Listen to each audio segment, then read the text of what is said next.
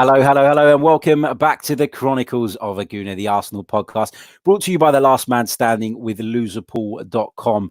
As ever, I'm your host, Harry Symeou, and on today's preview show, we're going to be looking ahead to Arsenal versus Newcastle United at the Emirates Stadium on Sunday. Thank God football is back. The Premier League is back. And I know there were some games last weekend, but it feels like Arsenal haven't played for an absolute age. So really pleased to be getting myself back down to the Emirates this weekend. Now, joining me on the show is football writer and Newcastle United fan, Harry Decosemo. Welcome, mate. Welcome back. How are you?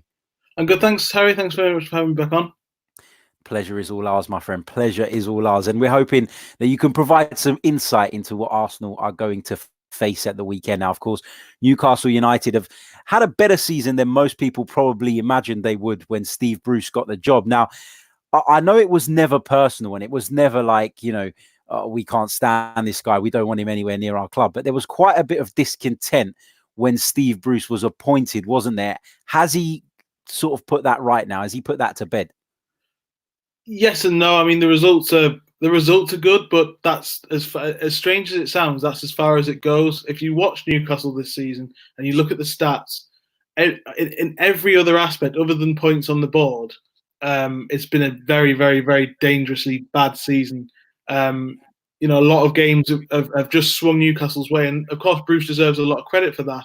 And the team spirit's obviously there, and his man management's been very good, but tactically, in his game management, there are still issues there. And I think that these things, from the outside, it's very difficult to understand that because you just look at the table, you just look at the results. You see Newcastle are on unbeaten in 8 games since they lost 3-0 at home to Leicester.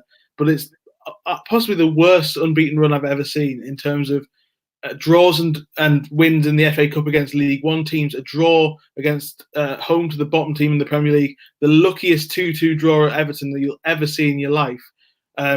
91 minutes, Newcastle were all over the place. 93 minutes, they somehow pulled themselves back into the game, which is, as I say, the spirit's there. You need a lot. It can't just be luck. You need a lot to go for you and in terms of attitude and the basics, which Newcastle have in abundance.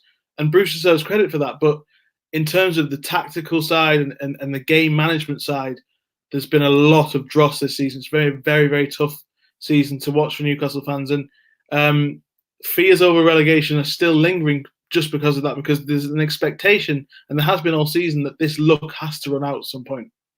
Just from an outsider's perspective, obviously I'm not a Newcastle United fan. And like you said, it is easy to make judgments based on just the table. And I always have this debate with sort of non-Arsenal fans. And, we were having a debate on 90 Min the other day where the guys were saying to me, why are you so optimistic about what Mikel Arteta brings to the table when actually the results haven't been that good? But it comes down to what you said. It's about watching it a little bit more closely. And obviously when you watch a team week in, week out, you're obviously far better qualified to discuss that. Now, is there an element of frustration as a Newcastle fan? Because, of course, it feels like, from someone watching from the outside in, and I know some of them have been loan deals, but it feels like Mike Ashley has backed Steve Bruce more than he backed Rafa Benitez. Is that because he recognizes now that he has, a worse manager, a poorer manager than he previously had, and he's felt the need to? Well, just to go back to what you were saying before, I answered that question about Bruce and you were speaking about Arteta. I think that that there is polar opposites between the two of them. Am I right in saying that Arteta has only won 3 games so far as Arsenal manager? But if you watch from the outside, you watch Arsenal and you think there's definitely progress from when Unai Emery was in charge. Bruce is exactly the same in the opposite direction. That the results are there, but the progress and the long-term belief in that system or whatever he's doing just isn't there, because everything feels so ad hoc, if you like. Everything feels just like it's just put together. We'll get through this 90 minutes and go from there. And it seems to be that's the constant way of thinking. But that's the constant way of thinking that Newcastle have as a club anyway. There's very little planning. So in terms of money, going back to what you were saying, Joe Linton and Alan Saint-Maximin deals were set up before Bruce got in. They just needed somebody. The reason why they were so delayed was just because they needed somebody in charge to just, as the manager, to accept that those deals were going to go through. Bruce had nothing to do with bringing either of those two in. In January, I think that for all intents and purposes, it was a good window. It could have been great. You can't ignore the fact that Newcastle have only got one fit striker, and that one fit striker has only scored one goal this season in the league. And if you don't add another striker, it can't be a great window. But Danny Rose, Nabil Bentaleb, and off the top, Valentino Lazaro are very good players. So, in terms of backing the manager, he's got a good squad at his disposal. There is an element of when Benitez was here, and Benitez said it himself in his first season in the Premier League when they finished 10th. It's the worst thing that could have happened because Ashley now believes that there's progress being made when it's a bit deceptive. And I think with Benitez, there was definitely a feeling that he didn't have to back him as much because Benitez had an ability to get more out of less. And Bruce just, I don't think, has that in his locker. Yeah, some great points, Harry. And moving on to Sunday's game, of course, like you said, Arsenal haven't won a great deal of games, just 3 under Mikel Arteta so far. But the progress is there. Arsenal are playing better.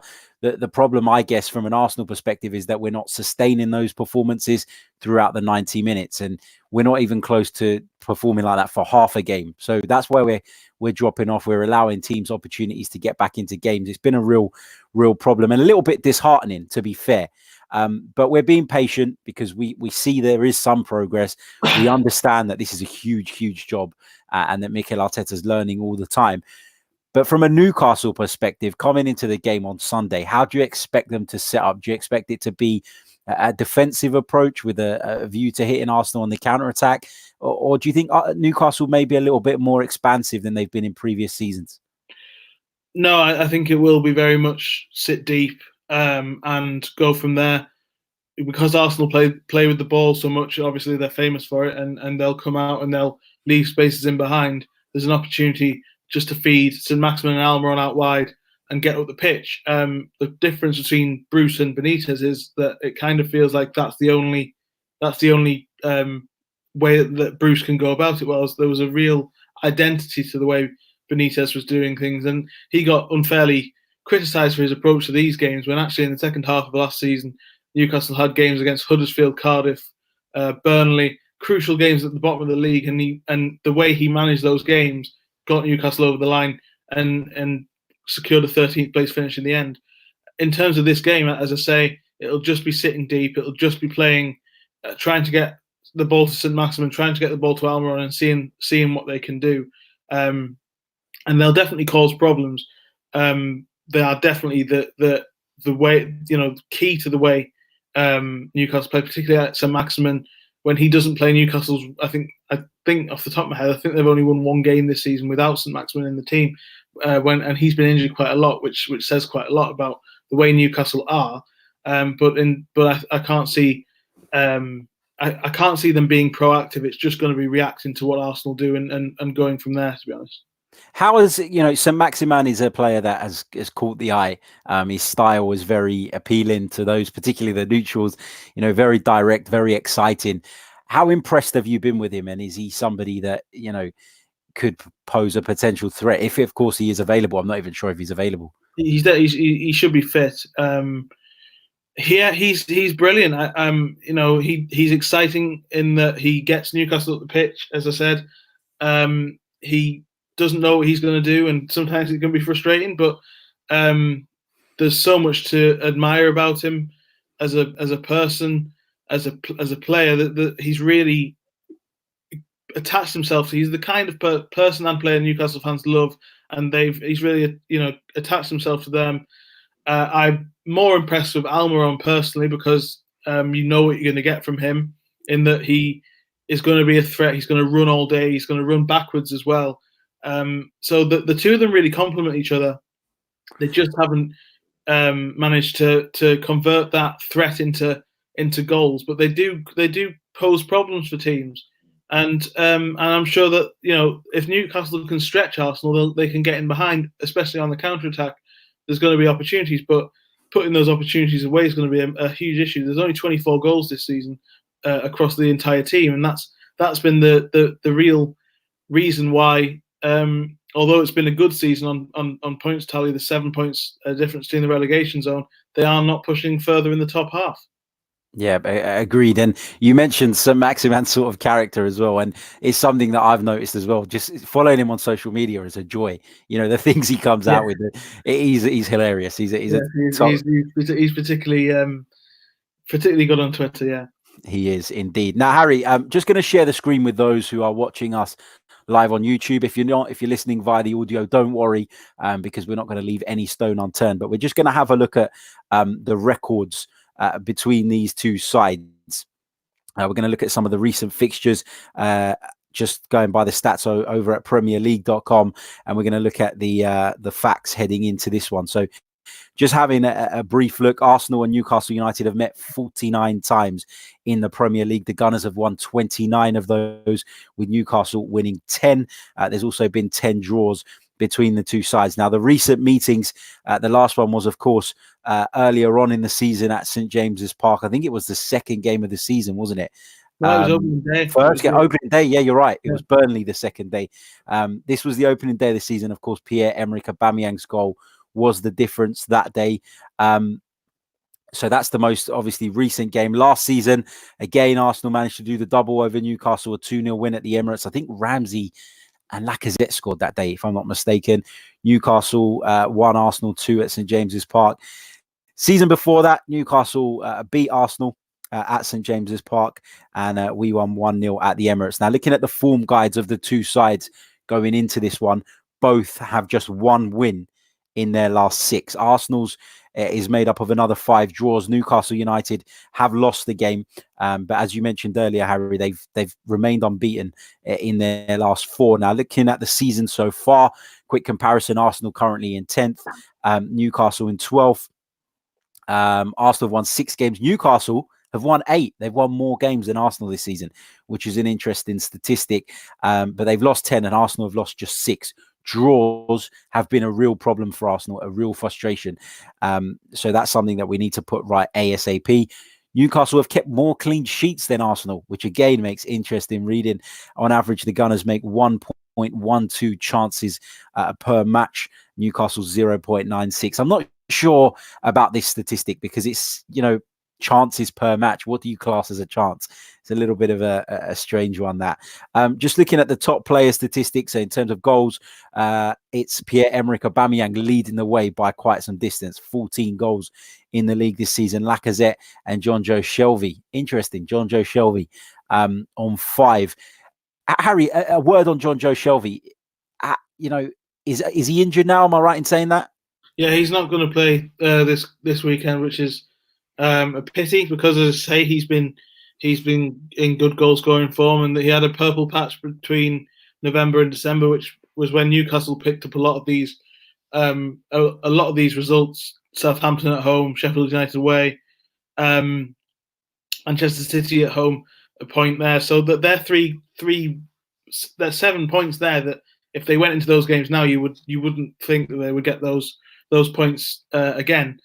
And that just sort of shows you what I mean about Newcastle season. You were reading those stats, and I'm shaking my head because the stats, they don't back up what I'm watching, and it really is quite puzzling to constantly watch this and think the luck is going to run out eventually, and it just hasn't. And as I mentioned before, that's in part to do with Bruce, in part to do with the team's spirit and togetherness and ability to fight, and a little bit of quality when it's needed. But a lot of those goals that I mentioned, 24 goals, Shelby's top scorer on 5, but a lot of them have come from defenders, which is, in one way, you can say that goals are being spread across the pitch. But if they're coming from defenders instead of attackers, then the suggestion is eventually that can't carry on, and that there will be trouble at some point. Agreed. Some great points there, Harry. Again, let me just quickly run through my Arsenal starting 11, and then I'm going to come to you again, Harry, for a prediction, and then we're going to wrap it up there. Just looking at the formation screen, I'm guessing that this is the formation Arsenal are going to go with. It's what they've been going with under Mikel Arteta. We've seen some variations to it. We've seen the fullback, for example, bombing on, and Granit Xhaka more often than not slipping into that left back position when Arsenal are in possession. That is something that's been very prominent in the last few weeks.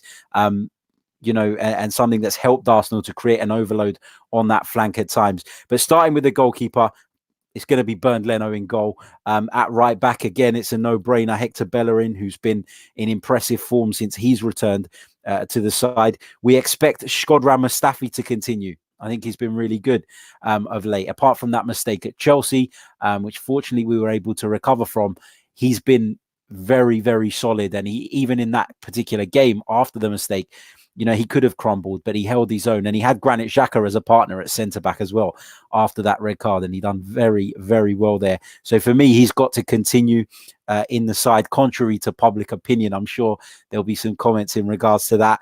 He'll be alongside David Luiz. We heard today that Pablo Mari is not quite ready to join in with the squad for a match day. He could be fit to face Olympiacos next Thursday, but at this point, he's not available. So that's what we're going with.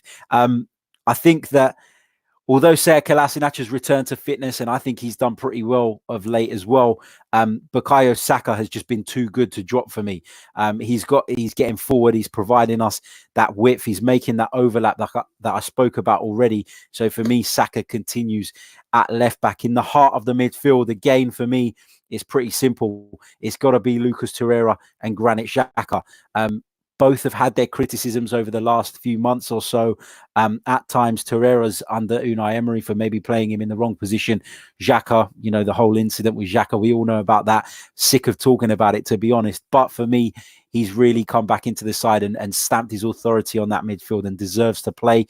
As a result, again, this is going to be contrary to public opinion, but we're at home against that. And I don't want to say a lesser side, because Newcastle aren't really a lesser side when you look at the way this season has gone. But what I'm trying to say, and I mean this in the most respectful way, is that a side that are going to come and try and sit deep and soak up pressure, I think it means that Mesut Ozil should play in that role, and I think he will play in that role. In terms of up front, we know that Reece Nelson's back. We know that Aubameyang's available. We know that Nicola Pepe is available too. For me, Alexander Lacazette has to come out of the side. He's not been good enough of late, which means Pierre-Emerick Aubameyang will go up front for me. Gabriel Martinelli will get the nod for me on the left-hand side. Another one who's been sensational, and his partnership with Bukayo Saka has really developed over the last few weeks. So he will stay on the left for me, and then Nicola Pepe on the right, which means no place for Alexander Lacazette. Now, there will be some of you who, of course, will be arguing that Dani Ceballos should come in for Mesut Ozil, and there'll be lots of different opinions. Leave them in the comments. We were always interested to hear what you guys have to say as well. So please do get involved. That's my team. Harry, over to you again. In terms of your prediction for Sunday's game, 4:30 kickoff, which isn't ideal. I hate that time. It's the worst time. It just takes up your whole Sunday. But yeah, so Sunday's game, 4:30 p.m. kickoff, Arsenal versus Newcastle United. How do you see this one going? I can't see Newcastle getting anything out of it, but I've said that so many times this season and been proven wrong. But I just don't see it. I think, as we've mentioned before, while Newcastle are struggling to perform in the way that their results are backing them up, in a sense, Arsenal are playing better than their results are suggesting. So I think this is one where everything will straighten out a little bit. Arsenal will probably win it fairly comfortably, and I wouldn't be surprised if it's a win to 0, to be honest. And with Aubameyang up front in the form he's in, Newcastle are fairly good defensively, but also have errors in there as well that they've made over recent weeks. I can't see anything other than a pretty standard, maybe 2-0, maybe 3-0, 3-1, something like that. Arsenal victory. I hope you're right, Harry. I really do. From my perspective, I think it's going to be a difficult game. I think Newcastle have shown that when they want to be, they can be extremely stubborn, extremely difficult to break down. We've seen by the fact that they've kept more clean sheets than us, which is an interesting statistic. I think that Arsenal will get the breakthrough. I think Arsenal will break Newcastle United down eventually, but it's about keeping that concentration at the back. And under Mikel Arteta, generally, we've conceded less opportunities to our opponents, but unfortunately we've been a little bit unlucky. I would say we've suffered some sucker punches at the end of games, late on in games, and we've not been able to then pick it up again to recover. So from my perspective, I think Arsenal will win. I'm pretty confident that Arsenal we'll come away with 3 points. And this is the start of a really interesting run for Arsenal, because there are some very winnable games coming up. We've got the Newcastle game, followed by a trip to Greece, where we'll take on Olympiacos, where I think avoiding defeat is essential. That'll be a very, very difficult game. And I'll be out in Athens covering that game. So I'll be bringing you some videos directly from Athens. So stay tuned, subscribe to the channel if you haven't already, and hit the notification button. That way you'll never miss any of those uploads. Then, of course, it's back at the Emirates for Everton at home, and then the second leg against Olympiacos at home. So there's a run of games in which Arsenal are capable of winning, and Arsenal can pick up some momentum, some much needed momentum. So fingers crossed we get over the line and we get it done. My huge thanks to Harry Decosemo once again for joining us, our Chronicles of the Gooner resident Newcastle United fan. Let us know how people can follow your excellent work, because Harry is a very well respected football writer. So Harry, how can people keep up to date with what you're doing and follow your brilliant work? Yeah, just follow me on Twitter at Harry Decosemo. That's where you'll find everything. I post all of my articles for the various different people I work for on there. So just follow me on there, I guess. Brilliant stuff. Brilliant stuff. My thank you once again to all of you guys for tuning in, whether it's via YouTube, whether it's via the audio. If you're listening on iTunes, please do leave us a review. And if it's YouTube, hit that subscribe, hit that like button if you haven't already. We'll be back very, very soon with more. Until then, take care.